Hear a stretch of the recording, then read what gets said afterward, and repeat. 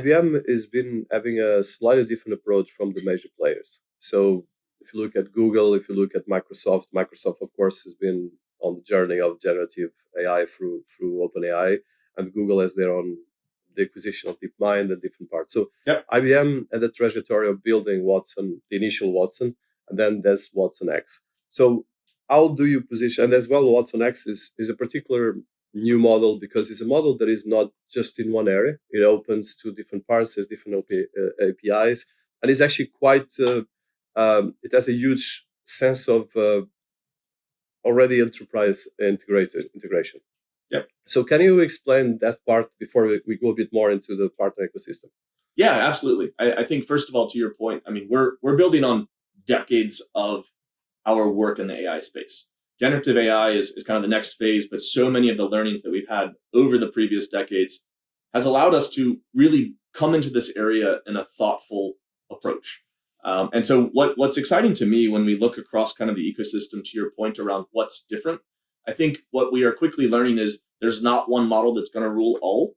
We're all looking for an ecosystem of capabilities to come together that's accurate, scalable, flexible, most importantly, trusted. And I think what we've done and how we've approached Watsonx with the three different components is one, we have .ai, which is all around training, tuning, getting access to foundation models that are IBM's. We launched a few weeks back our Granite series of models coming with indemnification, which is an incredibly unique approach. Working with open source models that are out there, working with models that our customers have chosen to use that they might have built on their own from other partners. And I think that's kind of item one that's really unique, is approaching this from a multi-model perspective and allowing customers to get insights from various models. How does all that come together? How do you train it? How do you tune it?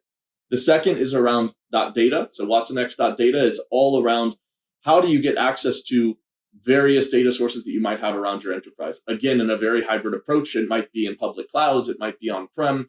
How do I unify that data together with Watsonx.data to be able to get insights? And then third, and most importantly, .governance. This is really all around how do I take this hybrid estate across all of the various players, things I built internally, things I've maybe purchased, things that I've used open source, bring all of that together to understand where my recommendations are coming from.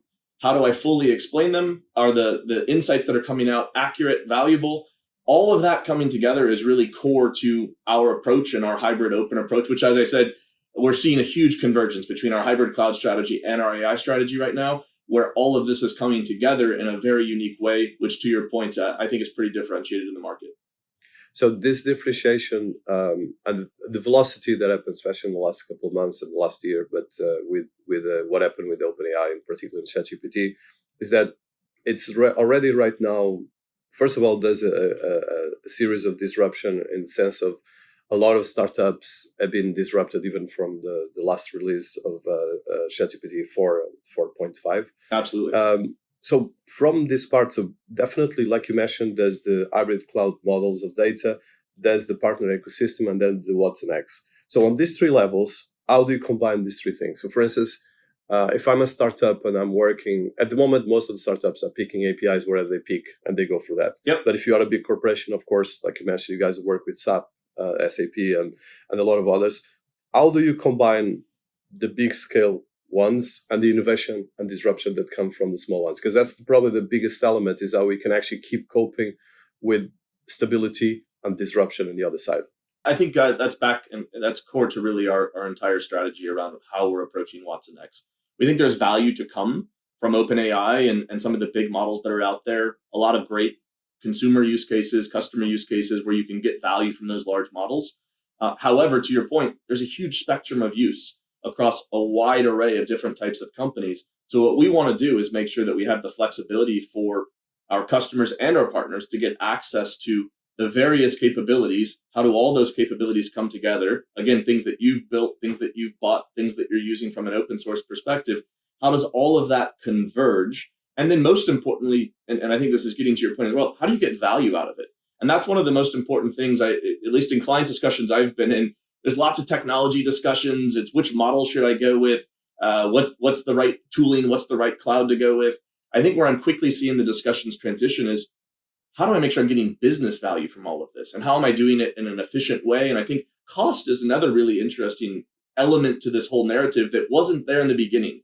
everyone was just moving as fast as they could, building bigger and bigger models, then you start to think about efficiency. And I think the transition to value is really driving that. So most of our discussions today start with value. And we're really seeing a few key use cases come out around it. One is application modernization, a very straightforward approach to how do I modernize legacy code as I'm shifting to my new infrastructure. Really powerful generative AI use cases in that space. And our Watson assistant or our Watson code assistant can help you kind of accelerate that journey. Two is around customer care. How do I, again, take all the insights that I'm getting from the AI work and be able to transition that into driving productivity with Watson Assistant? We're able to, in many cases, automate and drive efficiency into HR use cases. And then finally, the HR space is a huge area that we are really excited about the transformation, where we've already done this internally at IBM. So we've launched Ask HR, which is taking a lot of our AI capabilities, pulling them together to really drive efficiency and automation back to that business value point. And I think as we kind of redirect these discussions with our clients, we start the discussion a lot of times around technology because that's what they're asking for. And then we quickly pivot to, what are you trying to accomplish? What's the business value you're trying to get? And as a part of that dialogue, many times is when the strategic partners come in, because they might say, I'm all in on Salesforce. That's my CRM of choice. How do I use those capabilities plus my SAP capabilities plus things I built internally? How does all of that come together to drive more value at the end of the day is really where we try and pivot the discussion. Yeah, that's a very important thing. And as well, like you said, you can only create value when you, first of all, know how to use the tools. Right. And as well, of course, the thing here is that we're talking about the space of 6 months to 1 year, which is kind of, for any terms and for any expertise, is mind-blowing. So picking on that, so from now going back more to the product side, Watsonx. So Watsonx is, for people that don't know so much, is a fantastic capacity, like you mentioned, the code repository that you can actually conjugate ChatGPT. You can touch with Bard from Google and as well from Facebook and Meta. So how are you going to be coordinating these different areas, and what is the kind of the opportunities that you are building specifically in building your own IP in terms of generative AI, and as well how your own kind of GPT or kind of more interactive question and answering, whatever we discuss, we describe the way AI is evolving. How do you see that part? I'm talking more from a product perspective, less from the API perspective. Great question. I think, one, we have the very targeted use cases, and we continue to bring out those products that are going after a particular space. I mentioned what we're doing around Watson Code Assistant. That's a super targeted use case, taking advantage of generative AI. Two, the work that we're doing around customer care. Watson Assistant is all about customer care. How do you help accelerate customer care? Three is really targeted at HR and kind of the Ask HR use cases, using some of our Watson Orchestrate capabilities to automate workflows.